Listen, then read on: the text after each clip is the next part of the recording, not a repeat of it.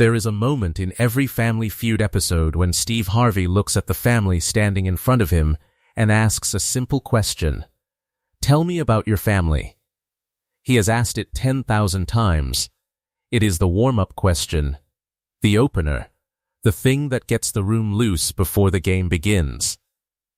The answer is always some version of the same thing. Names, jobs, relationships, a joke about the cousin who nobody wanted to invite but they had to. On this afternoon, Steve Harvey asked it in his usual way. Warm, easy, looking at a 17-year-old boy standing at center stage with 4 people beside him who were not his parents, not his siblings, not his grandparents or aunts or uncles. They were his track coach, his coach's wife, his English teacher, and his best friend. They were the people who had shown up when everyone else was gone. They were, in every way that mattered now, his family, even though none of them shared his name or his blood or the address of the house that no longer existed. Steve Harvey looked at the boy. At 17 years old, Tyler Brooks had the kind of face that carries more than 17 years, not aged, not hardened, but marked in the specific way of a person who has lived through something that most people only see from a distance. He was tall and lean, a runner's build, standing very straight in the way of someone who has decided that standing straight is one of the things still within his control. Tyler, Steve Harvey said. Tell me about your family. Tyler Brooks looked at Steve Harvey. He looked at the 4 people beside him. He looked at the audience. And then he answered the question honestly, the way he answered everything now, because after what had happened 7 months ago, there was no version of himself left that saw the point of answering anything any other way. He told Steve Harvey about the fire. He told him about his mother Lisa and his father Robert and his little brother Danny who was 10 and his little sister Emma who was 8. He told him they were gone. All of them. A house fire in the middle of a February night, 7 months ago, in Millbrook, Tennessee, while Tyler was somewhere else. He told him he had survived because he wasn't there. And that was the sentence, that last sentence, delivered without drama, without a break in his voice, with the flat factual delivery of a boy who has said it so many times to so many people that the saying of it has become its own kind of armor. That was the sentence that stopped Steve Harvey. Not the fire. Not the loss. The fact that Tyler Brooks was standing on this stage because he had not been in the house. Steve Harvey looked at this boy for a long moment. He had the next question on his card. He looked at the card. He looked at Tyler. He looked back at the card. He could not call it. He stood at center stage with the question in his hand, and he could not make his voice produce the words. Not because he was performing grief. Steve Harvey does not perform grief. He is too honest for that. But because the weight of what Tyler Brooks had just said was sitting on his chest, and he was a man, not a machine, and the man in him had run completely out of hosting. He set the card down on the podium. He walked to Tyler Brooks. And for the next several minutes, the game waited. Because some things matter more than the game. And a 17-year-old boy who had lost every single person he was born to deserved more than having his answer followed immediately by a buzzer. This is Tyler Brooks's story. It begins with a family, a real one, complete and ordinary and full of the specific texture of a life being lived, and it does not end with the fire. Because Tyler Brooks is still here. And the people beside him on that stage are the reason why. The Brooks family had lived on Sycamore Lane in Millbrook, Tennessee for 11 years, long enough that the house had lost the new family smell and taken on the specific character of the people inside it. Robert Brooks worked in logistics for a regional shipping company, a job that required precision and patience, and an ability to hold many moving pieces in his mind simultaneously, which he was naturally suited for. He had a dry sense of humor that arrived unexpectedly, like weather, and a habit of leaving notes for his children in their lunch bags that were not inspirational quotes, but specific observations. Nice job on that math test. I know you studied harder than you let on, or Emma, the cat did not eat your homework, we both know this. He coached Danny's Little League team on Saturdays with the serious investment of a man who understood that what you were actually coaching was not baseball. Lisa Brooks taught second grade at Millbrook Elementary. She had taught there for 9 years and was the kind of teacher who receives handmade cards at Christmas from parents of students she taught 3 years prior, the kind whose name children remember and bring up to their own children decades later. She sang in the church choir on Sundays and ran every morning at 5:30 before the house woke up, which Robert called irrational and admired completely. Danny Brooks was 10. He played Little League, obviously, and had his father's precision with numbers and his mother's willingness to talk to anyone about anything. He had recently become interested in cooking and had appointed himself sous chef on Sunday dinners, which Tyler had been the primary subject of since he was old enough to reach the stove. Emma Brooks was 8. She had a specific quality that the family called Emma logic, a completely internally consistent way of seeing the world that did not always align with consensus reality, but was always, on its own terms, airtight. She believed that the best color was yellow because it was the color of things that were happy, that dogs were better than cats because you could have a conversation with a dog, and that Tyler was the best brother in the world specifically because he let her put barrettes in his hair when they were watching movies and pretended he didn't notice. Tyler James Brooks was 17 and he was, in the particular way of oldest children who have grown up beside people they love, deeply competent. He ran track, the 400-meter, which his coach Ray Whitfield said was the event for people with both speed and stubbornness, which Tyler found accurate.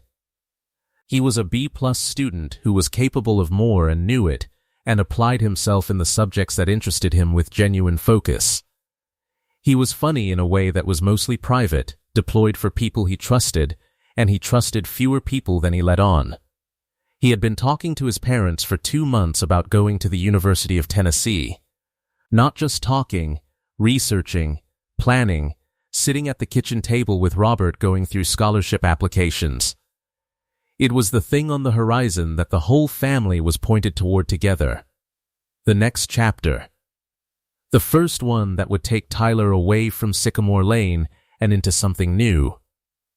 He did not make it to that chapter with them. On a Thursday night in February, Tyler had done something he had never done before and had not told his parents. He had told his mother he was staying home to study. He had waited until the house was settled. And at 10:30, he had slipped out the back door and walked 4 blocks to his best friend Marcus Webb's house, where a group of their friends were hanging out. And he had planned to be back before anyone noticed. At 2:17 in the morning, his phone rang. It was a neighbor from Sycamore Lane calling from the street outside the Brooks house. She had smelled the smoke first. By the time she called, the house was fully involved. The fire department was already there. The fire investigator's report, issued 3 weeks later, identified the cause as an electrical fault in the wall of the first-floor utility room, the kind of thing that can develop over years in older houses with older wiring, the kind that gives no warning. It had started quietly and moved fast. The family, asleep, had no time. Tyler Brooks had survived a house fire that killed his entire family because he had snuck out without permission. He was 17 years old, and he would carry that specific fact inside him for the rest of his life, in a place that no amount of correct understanding could fully reach. He knew, intellectually, that it was not his fault. The investigator had said it. The grief counselor had said it. Coach Ray had said it. Marcus had said it. Everyone who loved him had said it clearly and repeatedly and with complete sincerity. He knew it was not his fault. And he also knew that he was alive because he had not been in the house. And those two facts lived side by side in him, every day, and the distance between them was the thing he was learning to cross. Coach Raymond Whitfield had been Tyler's track coach for 3 years. He was 51, built like a man who had run competitively and found other ways to stay close to it when the competitions stopped. He and his wife Sandra had been married for 24 years and had 2 adult children of their own who were both out of the house, and both had told their parents independently that taking Tyler in was exactly right, and they supported it completely. Ray had not hesitated. The morning after the fire, when Tyler had nowhere to go, no family in Tennessee, Robert's parents in Atlanta who were too elderly to manage a teenager, Lisa's family in Georgia who were themselves in crisis with the news, Ray had called Sandra from the parking lot of the fire station where Tyler was sitting in a blanket. And Sandra had said bring him home before Ray finished explaining. That was 7 months ago. Tyler had his own room in the Whitfield house on Cedar Ridge Road. He had a drawer for his track gear and a hook for his backpack and a mug he used every morning that Sandra had bought specifically because it was the right size and he liked it. He was not treated as a guest. He was treated as someone who lived there, with the specific unfussed-over normalcy of a family that understood the difference between charity and love. Mrs. Patricia Odom had been Tyler's English teacher since 10th grade. She was 58, sharp and warm in equal measure, the teacher who could see exactly what a student was doing when they were performing effort rather than applying it, and called it out directly without cruelty. She had been the first person at the school Tyler had talked to after the fire, not because she was the counselor, not because she had an official role, but because she had found him sitting in the hallway outside her classroom on his 3rd day back at school, unable to go in, and had sat beside him on the floor and not said a single word for 20 minutes. Just sat there. That was enough. He had gone in after that. Marcus Webb was 17, Tyler's best friend since 7th grade. The person whose house Tyler had been at the night of the fire, and who had sat with Tyler in the back of Coach Ray's car at the fire station at 4 in the morning, and had not left until Tyler told him to go home to his own family. Marcus had not fully gone home since. He was at the Whitfield house 3 or 4 evenings a week. He and Tyler did homework together and played video games and talked about things that had nothing to do with the fire, and also sometimes things that did. Marcus was the only person with whom Tyler talked about the guilt without managing it first. The Family Feud application had been Coach Ray's idea, which Tyler had immediately and completely dismissed, and then thought about for 3 weeks. And then quietly agreed to. You need something to prepare for, Ray had said. Something that isn't grief. Something with a number at the end. Tyler understood what he meant. He was a runner. He understood the value of a finish line, not because it ended anything, but because it gave the running a shape. Something to point at. He also understood what the money could be for. His parents had started a college savings account when Tyler was 12. It had been in the house, not digitally, not accessible from outside. It was gone. The University of Tennessee was still on the horizon. His parents had pointed him toward it. He intended to get there. Okay, he told Coach Ray. But you're on my team, obviously, Ray said. And Marcus. Dunn and Mrs. Odom, Ray raised an eyebrow. You think your English teacher is going to come on Family Feud? Tyler almost smiled. She sat on a hallway floor for 20 minutes without saying anything. She'll do anything I ask. He was right. Tyler prepared for Family Feud the way he prepared for a race. Systematically, without wasted motion. He identified the variables he could control, the survey patterns, the most common answers, the timing of the buzzer, and he worked them. He ran practice rounds with Ray and Sandra at the dinner table. He quizzed Marcus in the car. He once cornered Mrs. Odom in the school hallway with a list of categories and asked her to give him top answers in 15 seconds per category, which she did, and which told him that English teachers have an excellent picture of what ordinary people think about ordinary things. He did not tell anyone what the money was specifically for. Ray guessed. He said nothing. He understood that Tyler needed it to be his plan, his purpose, his version of the finish line. Ray had learned, over 7 months of living with this boy, that the way to help Tyler was to run beside him without getting in front of him. The night before the taping, Tyler sat in his room at the Whitfield house for a long time after the light should have been off.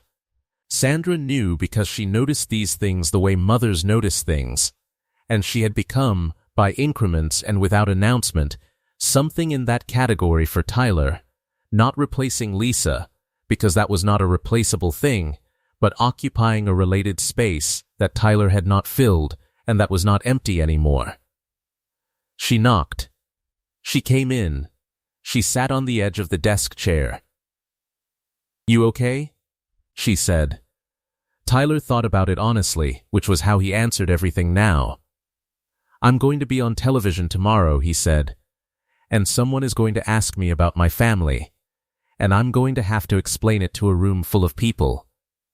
Sandra nodded. "I've explained it before," he said. "I know how to do it. I know what to say." He paused. "I just don't know what it's going to feel like to say it in that room." Sandra looked at him for a moment. She was not a woman who filled silences with comfort she wasn't sure of, which was one of the reasons Tyler could talk to her. "You don't have to know in advance," she said. "You just have to show up. You've been doing that for 7 months. You're very good at it." He was quiet. "My dad used to say—" He stopped. Started again. "My dad used to say that the only race you ever actually lose is the one you don't start." Sandra nodded slowly. "Then start," she said. "He'll see the rest." In the morning, Tyler dressed carefully. Dark jeans, a blue-gray collared shirt that had been Robert's, one of the 3 shirts of his father's that Tyler had kept, that still lived in the drawer beneath his track gear. He wore it the way Dot Callahan had worn her husband's watch, and Lily Morales had worn her father's badge, and Caleb Morrison had carried his sister's rabbit. He wore it because the people we have loved do not stop traveling with us. They just change the form they travel in.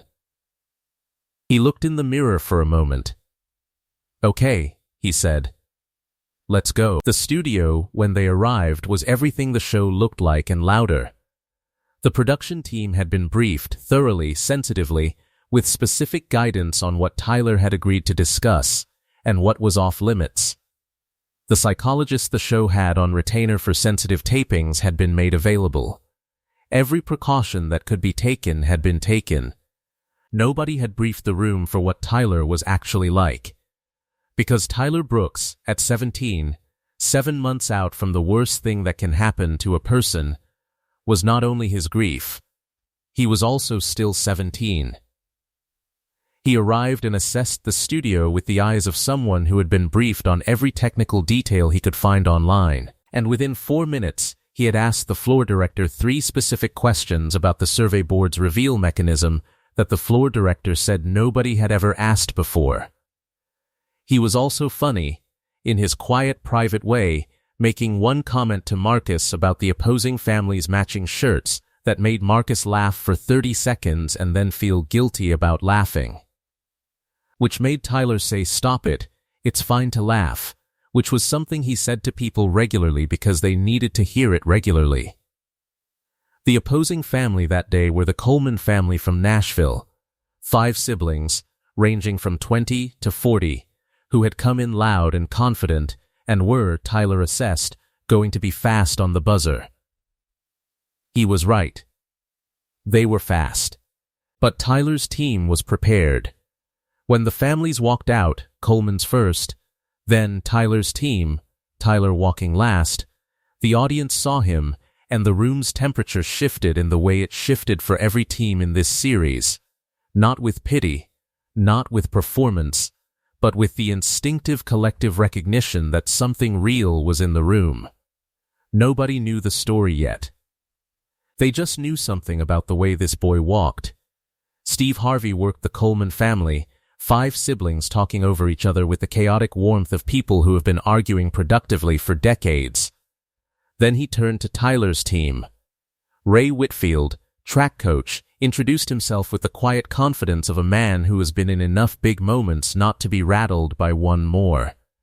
Sandra Whitfield, warm, steady, the kind of woman the audience understood within 10 seconds. Mrs. Odom, who introduced herself as Tyler's English teacher and then, with perfect comic timing, added, "and the only adult in this building who has actually read the books I recommended." The audience loved her immediately. Marcus, who said he was Tyler's best friend, and then stopped. Because he had decided in advance that was the whole of what he needed to say. And then Steve Harvey turned to Tyler. He looked at the boy in the blue-gray collared shirt. He did what he always does, came in warm, came in easy, the opener that prepares the room without demanding it. "And you must be Tyler." "Yes, sir." "Tyler, what do you do?" "I run track. And I'm a junior at Millbrook High." "A junior? Good, Tyler." Steve's voice shifted just slightly, the way it always does before the question that matters. "Tell me about your family." The studio waited. Tyler Brooks looked at Steve Harvey with the clear, composed eyes of a boy who has answered this question many times, who knows exactly what it costs to answer it and answers it anyway, who has decided that the people he lost deserve to be named in any room he walks into, regardless of what it costs him. "My family was my mom Lisa, and my dad Robert, and my little brother Danny, and my little sister Emma," he said. "They died in a house fire 7 months ago." He paused. "I survived because I wasn't in the house that night." A breath. "I've been living with Coach Ray and Sandra since then. And Mrs. Odom and Marcus, they've been there every day." He looked at the 4 people beside him. "They're who I have now. So they're my family now." The studio was completely silent. Steve Harvey had not moved. He was holding the next question card in his right hand. He looked at it. He looked at Tyler. He looked at the card. The card had a question on it. The question had nothing to do with what Tyler Brooks had just said. The question belonged to a different kind of day, a normal day, a studio day, a buzzer and scoreboard day, and this was not that day anymore and had not been that day since Tyler started talking. Steve Harvey set the card face down on the podium. He did not signal the cameras. He did not call a break. He simply stopped, the way a river stops when it hits something it cannot go around and has to find a way through. He walked to Tyler. He stood in front of this 17-year-old boy in his father's shirt, and he did not say the first thing that came, or the second, or the television thing, or the host thing. He waited until the right thing arrived. And then he said, "Your mother. Your father. Danny, Emma, I want everyone in this room and everyone watching at home to know those names. Because that family existed. They were real. And they mattered." He paused. "And the fact that you are standing here, in this shirt, with these people, prepared to play this game, that is them. That is all 4 of them, still going forward in the one person they have left." Tyler Brooks looked at Steve Harvey for a moment without speaking. His jaw was set and his eyes were clear, and he was holding everything with the practiced will of 7 months of holding things.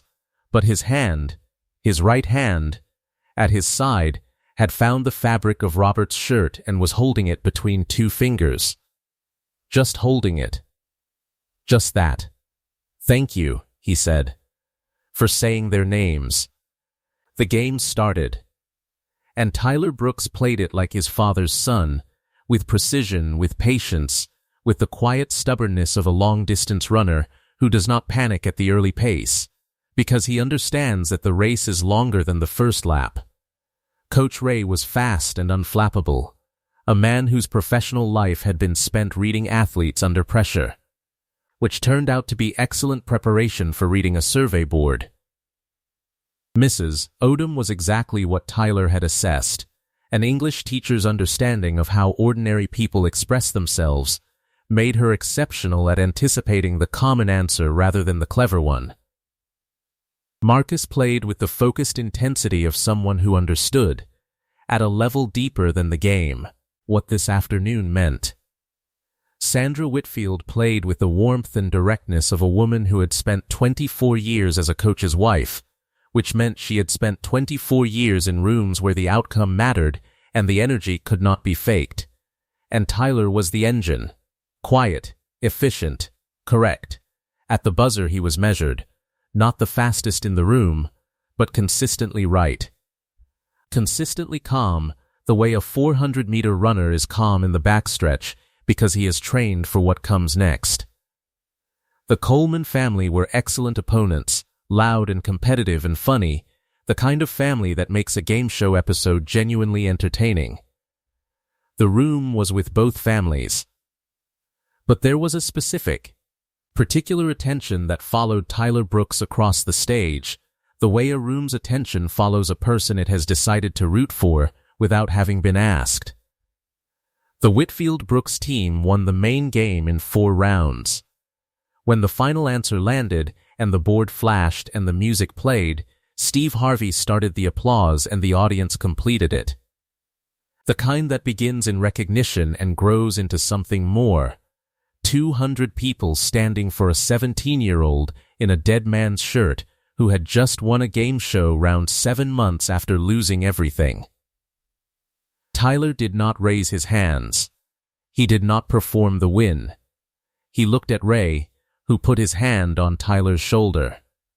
He looked at Sandra, who was pressing both palms flat against her face. He looked at Mrs. Odom, who was looking at the ceiling with the expression of a woman who has taught long enough to have a few moments she'll remember forever, and was currently in one.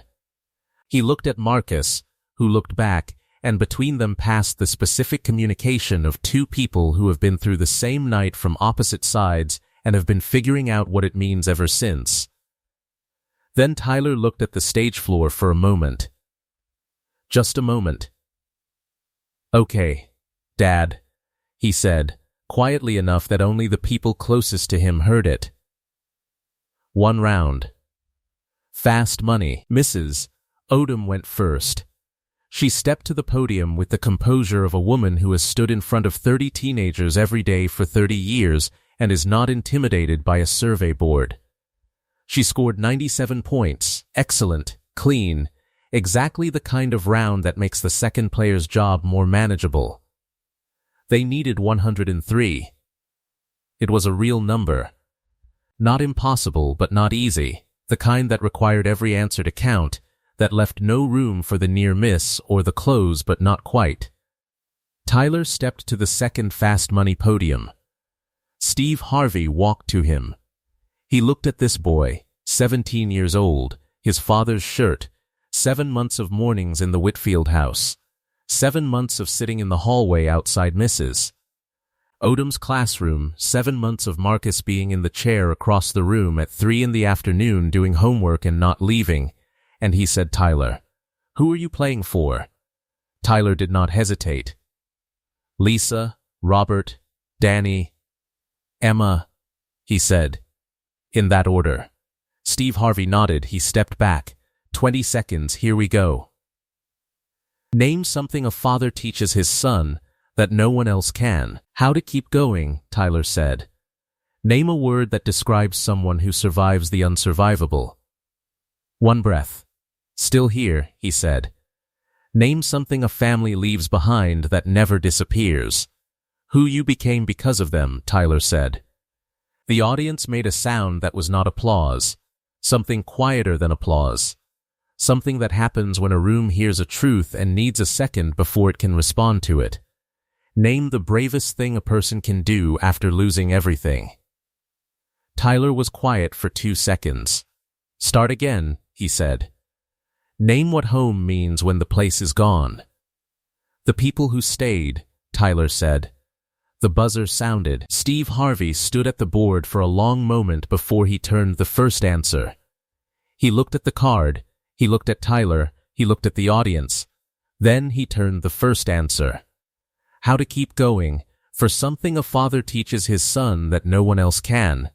The board showed how to get back up, / how to keep going. Tyler's answer matched the cluster. Number 1 answer. 44 points. Marcus covered his mouth. Ray stood very still with his hands in his pockets. Still here, for a word that describes someone who survives the unsurvivable. Steve turned the board.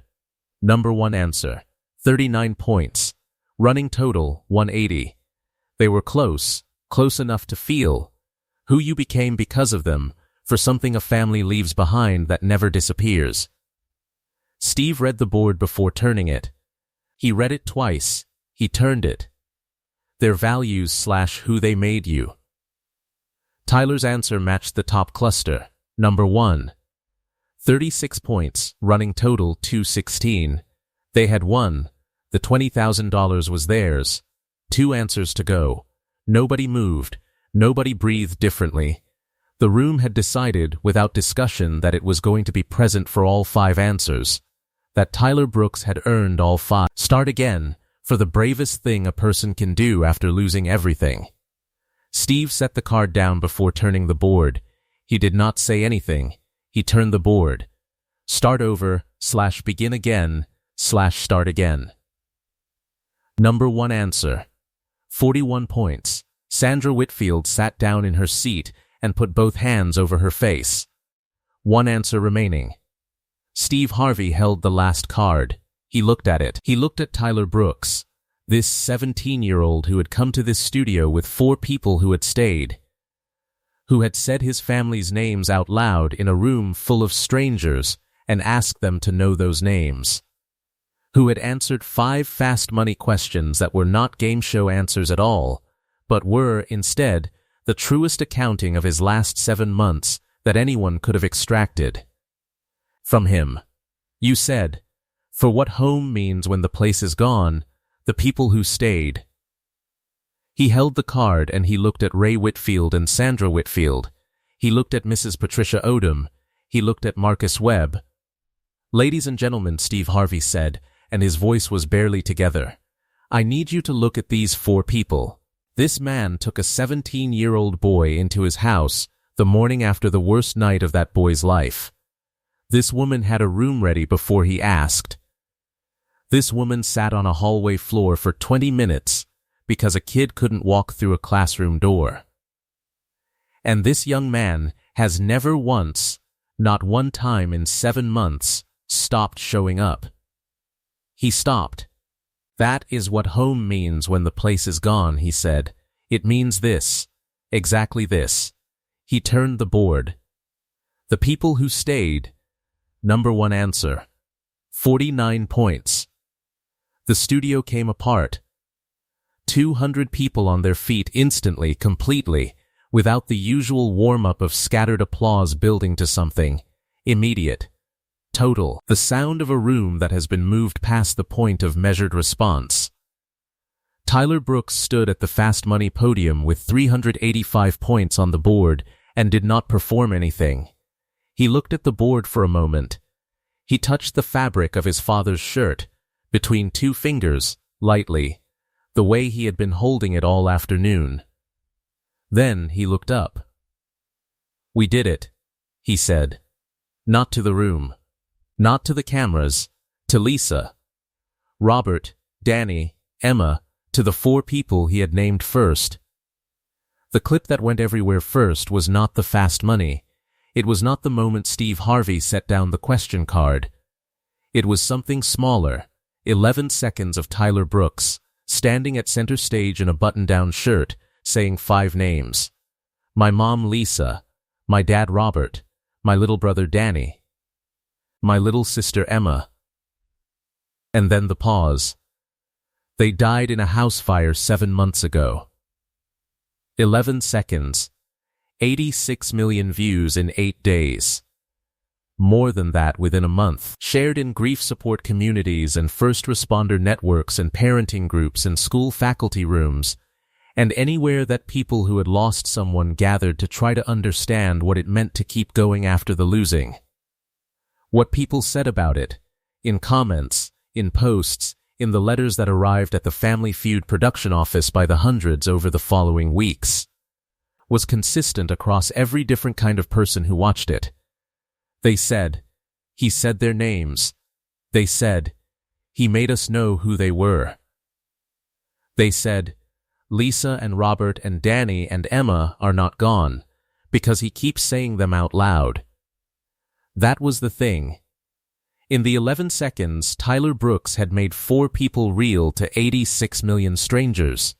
He had made them specific, not victims, not a tragedy, not a fire statistic, but a mother who ran at 5:30 in the morning, and a father who left notes in lunch bags, and a boy who wanted to cook on Sundays, and a girl who believed yellow was the color of happy. He had made them undeniable. Steve Harvey spoke about the episode in an interview 6 weeks after it aired. He was asked whether he had known, going in, what Tyler's story was. He said he had been briefed. He was asked why he had set down the question card. He said, "Because the question on the card was about something that had nothing to do with what Tyler Brooks had just told me. And I am a man before I am a host. I have been a man much longer than I have been a host. And as a man, there was only one possible response to what that boy said." He paused. "You put the card down. You say the names. You let the room understand who we are talking about. And then, only then, you ask if he is ready to play." He was asked what it had been like to stand at the board for Tyler's fast money answers. He was quiet for a moment. "I have read a lot of survey answers on that board," he said. "Numbers and statistics and what 100 people said about pizza toppings. But I have never read answers that were also a person's life." Every one of Tyler's answers, every single one, was him telling me exactly who he is and what these 7 months have been and what he has decided about how to live them. He stopped. That is not a game show round. That is testimony. That is a 17-year-old standing up in front of everybody and saying, "This happened to me, and I am still here, and here is what I have learned." The $20,000 went to Tyler's future. A portion, one specific amount that Tyler had calculated precisely, went to a memorial bench and headstone installation at Millbrook Memorial Cemetery, where Lisa and Robert and Danny and Emma were buried. The headstone Tyler had chosen was gray granite with a border of small running figures, a runner's detail, for the family of a runner. The inscription was Robert's words, the one Tyler had repeated to Sandra the night before the taping: "The only race you ever actually lose is the one you don't start." Below it, 4 names: Lisa Ann Brooks, Robert James Brooks, Daniel Robert Brooks, Emma Grace Brooks. The rest went into a savings account for the University of Tennessee. Tyler had been accepted. He would begin in the fall, running track, studying business, following the plan that his parents had pointed him toward across a kitchen table on Sycamore Lane. He would get there. He would get there the way he had gotten through everything since February, by starting, by running, by not stopping in the middle of the lap even when the middle of the lap is the hardest place to be. The Millbrook community organized a memorial run that spring, a 5-kilometer course through the neighborhood where the Brooks family had lived, past Sycamore Lane, past the school where Lisa had taught, past the Little League field where Robert had coached Danny on Saturdays. 247 people ran it. Tyler ran it first, as planned. He finished first, as planned. He stood at the finish line and waited for the rest of the 247 to cross before he moved. Coach Ray ran beside him for the first 2 miles and then fell back, which was the plan. Tyler needed to run the last mile alone. Ray understood this.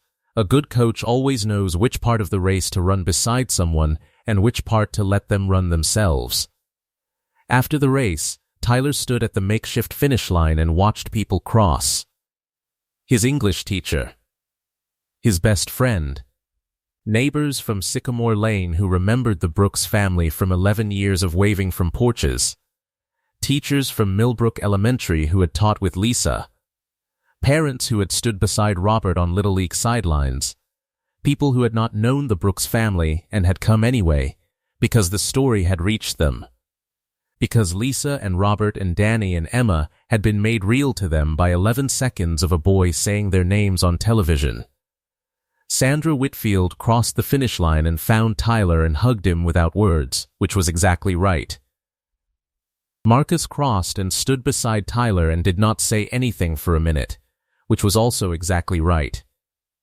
Mrs. Odom crossed and looked at Tyler and said, B plus effort. I know you can give me an A.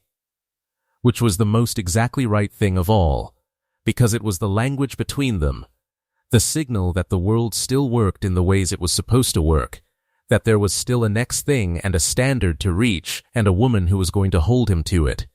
Tyler Brooks went to the University of Tennessee in August. He moved into a dorm room with a desk and a window and a drawer for his track gear. He hung one photograph on the wall, the Brooks family, the four of them, on a summer vacation to the Smoky Mountains 3 years ago. His mom's hand on his shoulder, his dad's arm around Danny, Emma holding a paper cup of ice cream with the focused intensity she brought to everything she loved. He put Robert's shirt on the hook by the door, not to wear every day, to be there. The same way you keep something near you not because you need it every moment, but because you need to know where it is. He ran his first collegiate track meet in September, the 400-meter. He finished second. His coach said he had gotten too cautious in the backstretch. Tyler listened and nodded and applied it. He called Coach Ray that night. Second, Ray said. Second, Tyler confirmed. Next time? First, Tyler said. Ray was quiet for a moment. Your dad would be at every meet, he said. I know, Tyler said. He basically is. He ended the call. He sat at the desk in the dorm room. The photograph was on the wall in front of him, his family, the Smoky Mountains 3 years ago summer, Lisa's hand on his shoulder, Robert's arm around Danny, Emma and her ice cream. He looked at them for a while. I started, he said to the room. He meant it as a report, as an accounting, as the thing you say to the people who pointed you toward the finish line when you finally cross it. I started. I am still here. I am going. Tyler Brooks. 17 years old when he lost everything. 18 years old and still running. Lisa, Robert, Danny, Emma, Saeed out loud in every room he walks into for the rest of his life. Because the only race you ever actually lose is the one you don't start. And Tyler Brooks has never once, not one time, stopped.